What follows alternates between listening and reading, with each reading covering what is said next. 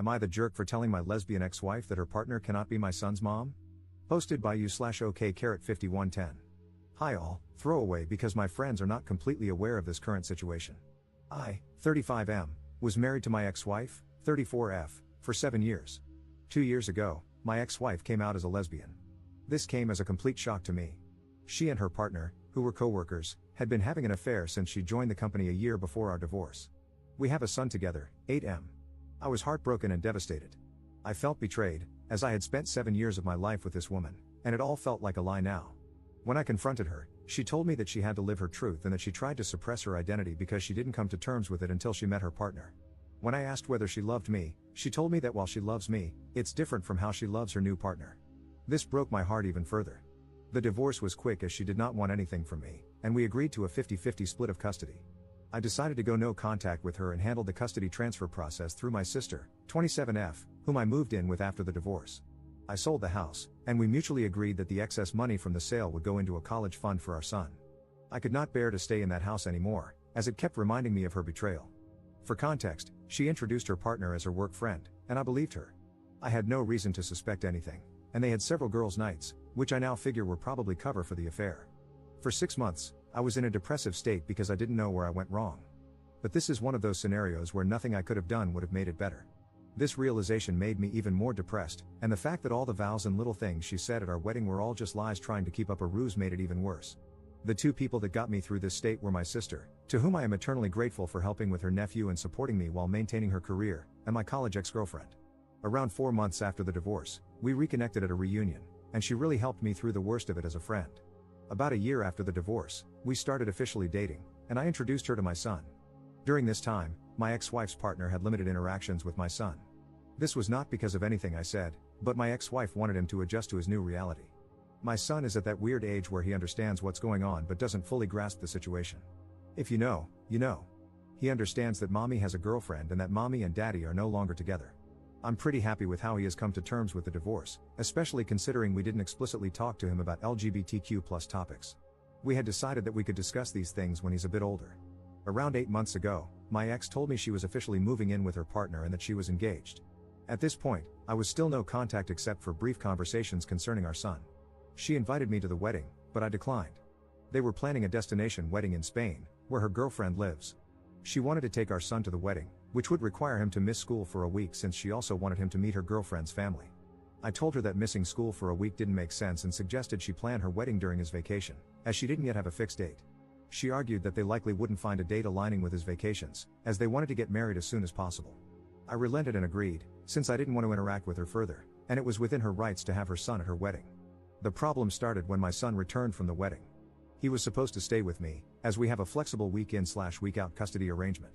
She wanted to take my son on her honeymoon so he could bond with his new stepmother. I told her that she had already had 2 weeks with him, as she had custody the week before the wedding, and I wanted to spend some father-son time with him. I told her it was within my rights, and she should go spend time with her new wife. She argued that, since our son's interactions with her partner were limited due to her busy schedule, this was a great opportunity for them to bond. I told her that she'd already had 2 weeks for them to get to know each other. She said they were busy with the wedding and didn't have time. I explained that I had taken vacation days to go to a motorcycle expo and build a Lego set, 2 things my son absolutely loves. She kept arguing, and I finally told her that custody arrangements are in place for a reason, and that was one thing I would not negotiate. She got angry and left. My son and I had a great time together.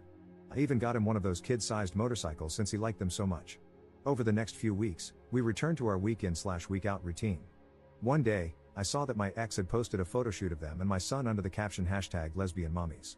I thought it was just a post, but the way it portrayed them as a family didn't sit right with me. When I had my son for the week, I asked if his mom was saying anything to him. He hesitated but eventually told me that his mother had been trying to convince him to call her partner mom. This shocked me, as I never expected my ex to do this. Then again, I've been wrong before. I asked if it was something he wanted, and he said he felt much more comfortable calling her by her first name and that calling 2 people mom felt weird. I told him it was okay and that he shouldn't feel pressured to do anything. I called my ex and asked to meet up because this was serious, and I wanted to discuss it. I confronted her, and she told me that since she and her partner were married, it was only natural for our son to have 2 moms now. I told her it wasn't okay to pressure him into calling her partner mom, as she is not his mother, doesn't have an active parenting role in his life, and any major parenting decisions require both of us. She tried to argue that, since my girlfriend and I were getting serious, I might eventually want our son to start calling her mom. I told her that, even if we became serious, I would never try to convince our son to call her mom because he already has 2 parents, and he doesn't need more. Then she dropped a bombshell. She and her partner were hoping that, down the line, they could file for adoption. She assured me I'd still be able to see my son but wanted her and her wife to have legal guardianship because they wanted to build a family. I told her absolutely not, and that our partners have no say in our son's life. She accused me of being homophobic for denying her the right to a complete family. I told her that her life choices are hers, but our son's life is something we decide together. The issue escalated further when, 3 weeks later, I found out that my ex had enrolled our son in Spanish lessons, which he told me he hated. For context, my ex is Latin, and her partner is Spanish, so they speak Spanish at home. We had decided to raise our son in English, as she speaks it better than Spanish, and I don't speak any Spanish. When I discussed this with her, she said she wanted our son to connect more to his heritage. I told her I didn't mind the idea in principle, but we'd tried this several times when we were married, and he had shown no interest. She said it might be different this time, as there are now 2 Spanish speakers at home. I told her I was all for bilingualism, as knowing 2 languages is an advantage, but forcing him into something he doesn't want makes no sense. I even suggested trying another language he might like. She accused me of denying our son his roots and went on a tirade, accusing me of denying him his identity and her the right to a family. My girlfriend usually stays out of these matters, but she advised me to contact my lawyer. My lawyer assured me that even if they filed an adoption notice, I could contest it, and it would take something exceptional, like abandonment, for my contest to be rejected. My ex keeps posting pictures of our son as part of her new family, and it's honestly started to trigger me. 2 weeks ago, I interacted with my ex's new wife for the first time after the divorce. She contacted me to meet up and told me that my ex had finally started to recover from the trauma of coming out and building a new life. She accused me of being emotionless and uncaring during the divorce, guilt-tripping my ex into agreeing to 50-50 custody, and standing in the way of their happiness. She also told me I should agree to the adoption in a few years, as they've always wanted a family, and I would still remain my son's dad and could visit him. I told her I didn't care about her emotional state during the divorce and that my custody demands were fair by any rational standard. I told her if they wanted a perfect family image, they should have a child of their own with no connection to me. I feel like all this has started to affect my son more than anything. He's a lot less happy than he was a few months ago, as we had started to adjust to this new reality. For context, since I know this is going to come up, the emotional trauma my ex faced stemmed from her family effectively disowning her after she came out. Her parents don't talk to her anymore. My son, however, has plenty of interaction with his maternal grandparents when he's with me. My ex-wife and her partner make significantly more money than I do. However, my ex-wife earns less than me, but her partner has a senior position and more stability. This was also an argument my ex-wife used regarding adoption, saying they could send our son to private school and provide a better life. The recent elections may have caused some of this urgency, as they worry they might lose adoption rights soon. However, they don't want to adopt him now, but in a few years, so I doubt this is the reason. Update 1 day later. Hi all. It's been crazy seeing everyone's reactions to the situation, and I wanted to share a quick update with you all. First of all, I'd like to clarify that my son and I have been going to therapy since the divorce. He was doing quite well until the whole mom saga happened. My in-laws disowned her after she came out. They were not even aware of the affair when she came out to them. They still spend time with my grandson under the condition that they don't badmouth my ex and don't preach their views to him. They agreed and said that they valued a relationship with their grandson over any political views they might hold. I have been a part of every interaction they have had with him because I was worried they might say something inappropriate. Thankfully, this has not been the case. Her extended family has told me that they have all cut her off as well, some for the affair and some for her being gay. Our mutual friends also cut her off because of the affair. All our mutual friends were my work buddies and their spouses/partners. I did not ask them to do anything, they came to the decision on their own. I was actually glad when she told me she had made a friend on her own, as she used to complain about not liking her colleagues. We all know how that turned out. I'm pretty sure they're not planning to skip the country. I have all my son's documents, and we decided this during the divorce because she was still figuring out where to go. Since I was moving in with my sister, the chances of them getting misplaced were low. I have also not received any demands for the documents, and she returned the passport to me when we came back. The whole adoption thing probably stems from the fact that my son has a very close relationship with his mother. The only times he has really complained to me are when she asked him to call her partner mom and when she made him take Spanish classes he didn't want. We did everything for him equally during our marriage, but I had to travel out of state to my parents frequently during COVID because they were sick with pre-existing conditions and couldn't take care of themselves. My sister was on an assignment abroad at that time. My sister also agreed with this. Please let me know your thoughts. I listened to people and contacted my lawyer, who is also my friend, this morning.